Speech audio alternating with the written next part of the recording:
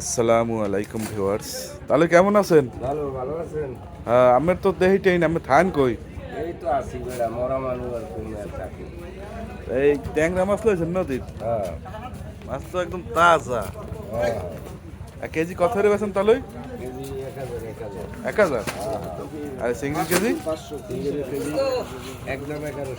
বন্ধু, আগে 2000 টাকা ব্যবসা আচ্ছা, পশ্চিম মাথা আইতেছে। রামচর মাছ তো একের মাছ, আর সবই তো তাজা তাজা মাছ লইছেন। দাদা বাজবো সব মাছ একে তাহলে 17 রুট বেছেন? হ্যাঁ